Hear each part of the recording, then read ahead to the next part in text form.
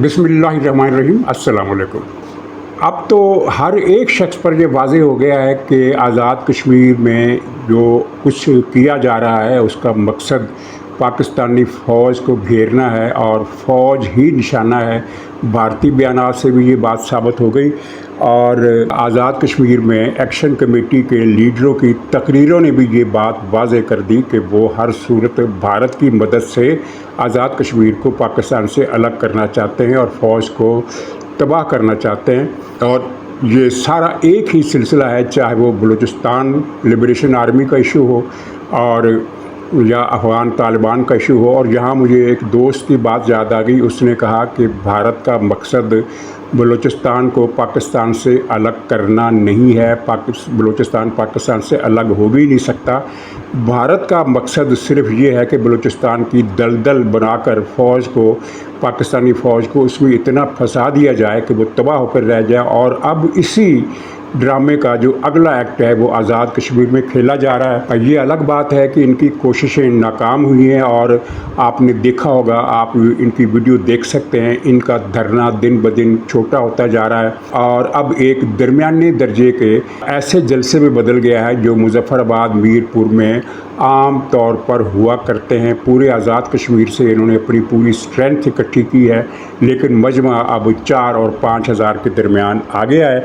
लेकिन जो तकरीरें हैं उनको आप अगर सुने, मैं उनको यहाँ बिल्कुल सुनाना नहीं चाहता, सिर्फ उनके एक दो फ़िक्रे। मिसाल के तौर पर मौलवी मेहरान शैतान ने जो ताज़ा मैसेज भेजा है उसमें उसने कहा है कि हमारा 12 सीटों का मसला ही नहीं है, 12 सीटों का मसला नहीं है, अब मसला है आज़ाद कश्मीर को मुल्क बनाना, अपना झंडा, अपना सिक्का, अपनी फ़ौज, अपनी पार्लियामेंट, हर चीज़ अपनी। और 200 ममालिक की अक़वाम मुत्तहिदा की जो फ़हरिस्त है 200 ममालिक की मेंबरशिप वाली, उनमें शामिल होना हमारा मकसद है। तो इससे क्या पता चला? पता ये चला कि आज़ाद कश्मीर के मसाइल, हकूक़ के नारे और 12 सीटों वाला झगड़ा, ये सारा सिर्फ एक दिबाचा था। असल नावल जो है, असल ड्रामा जो है, इस दिबाचे के बाद ये शुरू करना चाहते हैं, लेकिन कम हाज़िरी की वजह से ये 5 दिन हो गए हैं राहुला कोर्ट में बैठे हैं। मुजफ्फराबाद इनको 10 तारीख को पहुंचना था और आज कितनी तारीख हो गई है, तो आप अंदाज़ा करें कि इनके अज़ाइम को अवाम के अदम तावन की वजह से नाकामी का सामना करना पड़ रहा है। और इस दौरान ये इश्ताल अंगेज़ियाँ कर रहे हैं। कल भी इन्होंने राहुला कोर्ट में सिक्योरिटी फोर्सेस पर फायरिंग की और एक सिपाही को गोली मारी जो ज़ख्मी हो गया। ये गनीमत है कि उसकी जान बच गई, लेकिन इन्होंने जिस तरह पिछले दिनों में किया, 2-3 दिन पहले इन्होंने किया कि यानी पुलिस वालों को पकड़ा, उनको मारा, उनके पेट फाड़े, आज़ा बाहर निकाल कर फेंक दिए और फिर उनको लाशों को उल्टा लटका दिया। तो ये काम रा के एजेंट ही कर सकते हैं, आज़ाद कश्मीर के कश्मीरी अवाम नहीं कर सकते। और फिर इन्होंने वहाँ लूट मार भी शुरू कर दी है, क्योंकि इनकी रुकावटों की वजह से सप्लाई नहीं पहुँच रही। ज़ाहिर है कौन ऐसा आदमी होगा, कौन ऐसा ट्रक ड्राइवर होगा जो ऐसे इन हालात में वहाँ ट्रक लेकर जाए। तो जब इनको चीज़ों की फिर ज़रूरत हुई तो इन्होंने अपने ही, जिनको ये अपना भाई कहते हैं कश्मीरियों को, उनकी दुकानें लूटना शुरू कर दी और पाकिस्तान का परचम भी उतार कर फेंक दिया। अब बहरहाल इनकी क़यादत में कुछ सरासीमगी के, कुछ घबराहट के आसार हैं, जैसा कि वो नज़ीर जो ख़ुद को कश्मीरी कहता है अगरचे भारतीय, लेकिन उसने जो ताज़ा उसका जो वीडियो क्लिप जो वायरल है उसमें वो कह रहा है कि हमारी जंग पाकिस्तान से नहीं है, पाकिस्तानी अवाम से नहीं है, पाकिस्तानी इदारों से नहीं है, हम पाकिस्तानी इदारों के ख़िलाफ़ नहीं है, पाकिस्तान हमारा भाई है और हम तो सिर्फ़ अपने हकूक़ मांग रहे हैं पुरअमन तरीके से। यानी उनकी क़यादत के अंदर भी अब एक इख्तिलाफ़ राय पैदा हो गया है। जबकि मौलवी अमान बेईमान और वो जो दूसरा एक मौलवी है इसी तरह का, वो ये 2 जो मौलवी हैं ये बड़े ख़तरनाक मौलवी हैं और इन ख़तरनाक मौलवियों ने इस तरह की तकरीरें की हैं कि उनको अब बयान भी नहीं किया जा सकता। दूसरे मौलवी का नाम है मौलवी मेहरान, एक अमान एक मेहरान, दोनों हैं पक्के शैतान और भारत के एजेंट। अपना ज़मीर, अपना दीन, अपना मज़हब, अपना वतन बेच चुके हैं और गालियाँ दे रहे हैं पाकिस्तान को, पाकिस्तानी फ़ौज को। और इनके लिए जो इस्तेमाल हो रहा है वो आप देखिए, PTI का सोशल मीडिया, वही PTI जो पाकिस्तान और पाकिस्तानी फ़ौज दोनों को ख़त्म करने पर तुली हुई है। इनके پی ٹی آئی کے اکاؤنٹ سے ایک منظر اس کی جو تصویر ہے وہ شیئر کی جا رہی ہے۔ آپ اس سے اندازہ لگائیں کہ یہ باخبر لوگ ہیں، ان کو پتہ ہے کہ انڈیا اب کیا کرنے والا ہے۔ وہ ڈھاکہ والی تصویر، میں اس کو زیادہ مینشن نہیں کروں گا کہ کون سی تصویر، آپ خود سمجھ جائیے کہ وہ ڈھاکہ والی تصویر انہوں نے اپنے اکاؤنٹس پر لگائی ہوئی ہے، اس کو وائرل کر رہے ہیں، اور اس تصویر کے نیچے لکھا ہے کہ کاش یہ تصویر پھر ہمیں دیکھنے کو ملے، یعنی یہ منظر ہمیں دوبارہ دیکھنے کو ملے، یعنی کہ جو کچھ ڈھاکہ میں ہوا تھا وہ اب ایک مرتبہ پھر ہو۔ تو یہ ہے پی ٹی آئی، اور اس بات سے بھی ثابت ہو گیا، اور جنرل بخشی جو انڈیا کا پاکستان دشمنی میں سب پر بازی لے گیا ہے، وہ ہر روز یہ بیان دے رہا ہے کہ بھارتی حکومت کشمیر کمیٹی کی مدد کیوں نہیں کرتی۔ یہ مطالبہ نہیں ہے، یہ اس پروگرام کا بھی ایک دباچہ ہے کہ اس طرح کے بیانات سے فضا بنائی جائے، اور پھر انڈیا اس موقع کا انتظار کرے کہ جب آزاد کشمیر میں حالات بے قابو ہوں تو وہ اپنی فوج یہ کہہ کر داخل کر دے کہ ہم مظلوم کشمیریوں کی مدد کے لیے اس علاقے میں داخل ہوئے ہیں، کیونکہ یہاں پر تو بہت ظلم ہو رہا ہے، اور پی ٹی آئی اس کے لیے رستہ ہموار کر رہی ہے۔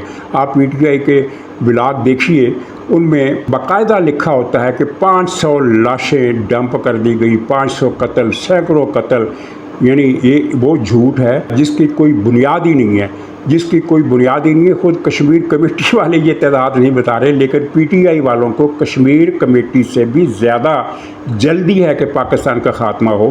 کشمیر کمیٹی تو اپنے جو ان کو ایجنڈا دیا گیا ہے را کی طرف سے اس پر عمل کر رہے ہیں مرحلہ وار، اور رکاوٹ پیش آ رہی ہے عوام کی عدم دلچسپی سے۔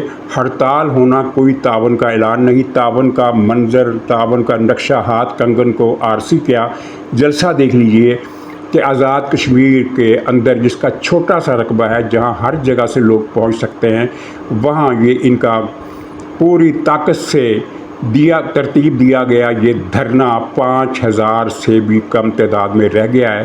تو یہ ان کی ناکامی کی صورتحال ہے، اور نشانہ فوج ہے، کوئی شبہ ہی نہیں۔ حالات ایسے پیدا کیے جا رہے ہیں کہ پاکستانی فوج اعصاب کی یہ جنگ ہار جائے، اور یہ ویسے فوج دنیا کی ہر اعصابی لحاظ سے مضبوط ہوتی ہے، اور پاکستان کی فوج نے حالیہ برسوں میں یہ ثابت کر دیا ہے۔ میں نہیں کہہ رہا، آپ ورڈ پریس کو دیکھیے وہاں کیا چھپ رہا ہے۔ یہ اعتراف وہ ملک بھی کر رہے ہیں جو پاکستان سے کوئی خاص دوستی نہیں رکھتے کہ پاکستانی فوج اعصاب کے لحاظ سے بہت طاقتور فوج ہے۔ اور مجھے وہ یاد آ گیا، کل یہ لندن میں بیٹھا ہوا کیا نام ہے بیرسٹر شہزاد اکبر، ایک بدماش پاکستان سے اربوں کی کرپشن کر کے بھاگا ہوا ہے، وہ کل کہہ رہا تھا، میں نے اس کا بلاگ نہیں سنا، ایسے گندے لوگوں کے بلاگ سننے سے بجائے ان کے تھم نیل پڑھ لینا کافی ہے۔ تو اس نے اپنے تھم نیل میں لکھا ہوا ہے کہ پاکستان کی فوج سفید ہاتھی ہے، سفید ہاتھی۔ تو کوئی جا کر اس کو بتائے کہ جناب جب تمہارے والد محترم نریندرا مودی نے پاکستان پر پچھلے سال حملہ کیا تھا تو اسی سفید ہاتھی نے اس کو ناکوں چنے چبوائے تھے، اس کو دانتوں پسینہ نکلوایا تھا، اور ان کے 14 طبق روشن کر دیے تھے، ان کو دھول چٹا دی تھی تمہارے والد گرامی کی فوج کو اسی سفید ہاتھی نے۔ تو یہ ہر پی ٹی آئی کا ہر ورکر، جس پی ٹی آئی کے آپ جتنے بھی لوگوں کے تھم نیل دیکھیں گے ان کے سوشل میڈیا کے، اور ٹویٹر کی بات اس لیے نہیں کرتا کہ ٹویٹر میں تو بے شمار لوگ ہوتے ہیں، جعلی بھی اصلی بھی، جن کا پتہ نہیں چلتا کہ یہ واقعی پی ٹی آئی کا آدمی ہے یا کوئی کون ہے، لیکن یوٹیوب پر تو پتہ چل جاتا ہے کہ کون بول رہا ہے، اور وہ اس کا حدود اربا کیا ہے، اس کا ماضی کیا ہے۔ عمران ریاض سے لے کر عوریہ مقبول جان تک پوری ایک 150 مسٹنڈوں کی فوج ہے جو پاکستان کے خلاف رات دن زہر اگلتی ہے، بکواس کرتی ہے، اور 500 لاشوں کی باتیں کرتی ہے، اور ان کے تھم نیل کا جو ایک خاص پیٹرن ہے اس پہ لکھا ہوتا ہے آزاد کشمیر گیا، آزاد کشمیر پاکستان کے ہاتھ سے نکل گیا۔ اور مجھے بڑی حیرت ہوئی، آج میں اسکرولنگ کر رہا تھا موبائل فون پر، تو 1 سال پرانے ان کے بلاگ مجھے نظر آئے، 1 سال پہلے کے۔ ایگزیکٹلی ان کی ورڈنگ بھی یہی تھی کہ آزاد کشمیر ہاتھ سے نکل گیا۔ تو یہ صورتحال ہے، اور مجھے امید نہیں، مجھے یقین ہے کہ یہ مسئلہ اب نمٹ جائے گا، اور پی ٹی آئی کا خواب ایک مرتبہ پھر شرمندہ تعبیر ہونے سے رہ جائے گا۔ अच्छा, अब थोड़ा इशू ये है कि जो कल बजट पेश किया गया उसके बाद पाकिस्तान में मेरा ख्याल है, ज़ाहिर है हर किसी से तो नहीं मिल सकता, यानी जितने भी लोगों से मुलाकात हुई है उसको देखकर और फिर जो अखबारात में और जो सोशल मीडिया पर जो तबसरे आ रहे हैं, क्या हामी क्या मुखालफ, इस बजट को हर शख्स ने मुस्तरद किया है क्योंकि ये बजट पाकिस्तान की तबाही का बजट है। इसमें हुकूमत कहती है कि 8,500 रुपये महीना कमाने वाला मालदार होता है। तो मेरी तो दुआ ये है कि अल्लाह ताला शहबाज शरीफ साहब को भी इसी तरह का मालदार बनाए। अगर 8,500 रुपये महीना कमाने वाला मालदार है, और बजट पे आपने देखा कि किस तरह अमीरों को मसलसल टैक्सेस में छूट दी जा रही है, उनको सब्सिडी दी जा रही है, उनको मराहत दी जा रही है, और गरीबों के लिए मेरे पास आदाद शुमार नहीं है, मैंने सिर्फ खबर पढ़ी है कि सैकड़ों अशिया पर सेल्स टैक्स लगाया जा रहा है या बढ़ाया जा रहा है। तफसीर मुझे नहीं पता, लेकिन सैकड़ों अशिया का मतलब क्या है? सैकड़ों अशिया का मतलब ये है कि आपके हमारे इस्तेमाल की हर चीज़ पर टैक्सेशन होगी। और पाकिस्तान में हालत ये हो गई है कि अब लोग रोटी भी लुक़मे गिन गिन कर खा रहे हैं। तो ये शहबाज शरीफ का कारनामा है। और इसी पस मंज़र में फिर जब लोग कहते हैं कि ये हुकूमत अब जाएगी क्योंकि इसने तबाह कर दिया है, और अगर इसको मज़ीद 2 साल की मोहलत मिल गई, यानी इसको मुद्दत पूरी करने दी गई, तो ये तो पाकिस्तान का ख़ात्मा कर देगी ये शहबाज शरीफ साहब की हुकूमत। तो इस बुनियाद पर भी ये बहस बढ़ गई है। कल मैंने हफीज़ुल्लाह नियाज़ी साहब का कालम पढ़ा, वो भी बहुत सूरत हाल पर दुखी थे, पाकिस्तान की माशी तबाही पर, गलत हिकमत अमली पर, और फिर उन्होंने ये लिखा कि इस हुकूमत का अंजाम भी करीब है। अपने अल्फाज में लिखा, उन्होंने कहा कि जिस तरह इमरान खान का अप्रैल आया था तो इनका भी अप्रैल आने वाला, इस तरह की उन्होंने बात लिखी। ये हर आदमी यही कह रहा है, हर आदमी यही कह रहा है। लेकिन जो लोग तारीखें दे रहे हैं कि अब जुलाई के बाद ये इस हुकूमत का तख्ता उलट जाएगा, मुझे इससे इत्तेफाक नहीं है। उसकी वजह क्या है? उसकी वजह यह है कि अब आप जो मर्ज़ी कहें, पाकिस्तान में सियासी इस्तेहकाम है। पाकिस्तान में सियासी तौर पर कोई अबतरी, कोई अनारकी, कोई शोरश, यानी अगर आज़ाद कश्मीर को आप एक तरफ रखें, और ये चंद दिनों का मसला है, दहशत गर्दी वो कई बरसों से है और अब भी है, लेकिन जो सियासी, जिसे सियासी अदम इस्तेहकाम कहते हैं, वो पाकिस्तान में नहीं है। कोई जितना मर्ज़ी झूठ बोले कि जनाब सियासी तौर पर अदम इस्तेहकाम पैदा हो गया, सियासी अदम इस्तेहकाम की कोई एक निशानी भी पाकिस्तान में मौजूद नहीं है। जहाँ तक माशी अदम इस्तेहकाम का ताल्लुक़ है, तो मैं ज़रा अब दूसरे रंग में बात करने लगा हूँ कि माशी अदम इस्तेहकाम भी नहीं है, क्योंकि माशी अदम इस्तेहकाम कहते हैं मईशत ऊपर नीचे होती रहे तो इसको माशी अदम इस्तेहकाम कहते हैं। शहबाज शरीफ साहब ने तो मईशत को बाकी ही नहीं छोड़ा। जब मईशत मौजूद ही नहीं है तो इसमें अप्स एंड डाउन्स कहाँ से आएंगे? यहाँ तो डाउन ही डाउन है, बेड़ा गर्क है, माशी तौर पर तबाही है। उसकी तफसीर में जाने की ज़रूरत नहीं।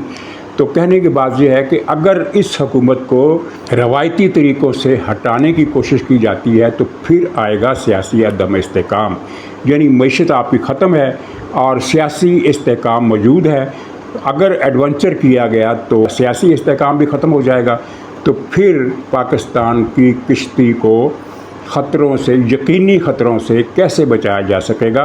और ये बात जितनी आप जानते हैं, जितनी मैं जानता हूँ, उससे ज़्यादा फ़ौज की क़यादत जानती है। लिहाजा फ़ौज के जहन में किसी तरह के कोई एडवेंचर का नक्शा नहीं है। और रही बात सुहेल बड़ाइश की, तो वो मैंने बता दिया कि वो मोहसिन नकवी साहब का लिखा हुआ कालम सुना देते हैं, लिख देते हैं। उनके पास अपनी सोच तो है ही नहीं। और वो अगर, मैं कभी कभी हैरान होता हूँ कि अगर मोहसिन नकवी साहब छुट्टी पर चले जाए, बीमार हो जाए, बुखार हो जाए, जो हो जाता है बहुत सारे वज़ीरों को हो जाता है, मोहसिन नकवी साहब को बुखार हो जाए और वो 1 हफ़्ते की छुट्टी पर चले जाएं, तो फिर इस 1 हफ़्ते में क्या जंग में सुहेल सरवर बड़ाइश कालम नहीं लिखेंगे? 1 हफ़्ता तक कालम का नागा करना पड़ेगा। ये मेरे लिए हैरत की बात है। और मैं आपको ये बता दूं कि मोहसिन नकवी जो कुछ लिखवाते हैं वो फ़ौज की तर्जमानी नहीं है, वो फ़ौज की मुखबरी नहीं है, वो उनकी अपनी राय है, उनका अपना एक एजेंडा है। कोई अनारकी वाली सूरत हाल चाहते हैं कि कुछ ऐसा माहौल पैदा हो जाए कि इस हुकूमत की छुट्टी हो जाए और फिर मुझे वज़ीर आज़म बना दिया जाए। मेरा ख़्याल है कि फ़ौज को भी एहसास है कि मोहसिन नकवी को वज़ीर दाखिला लगाकर उन्होंने एक बहुत गलत फ़ैसला किया था, क्योंकि अमन व अमान की जैसी तबाही इन्होंने फेरी है, माशाअल्लाह सारे वज़राए दाखिला ने माजी के मिलकर भी नहीं फेरी होगी। تو ان کو وزیر اعظم بنایا جائے گا، ایسا کوئی امکان دور دور تک نہیں ہے۔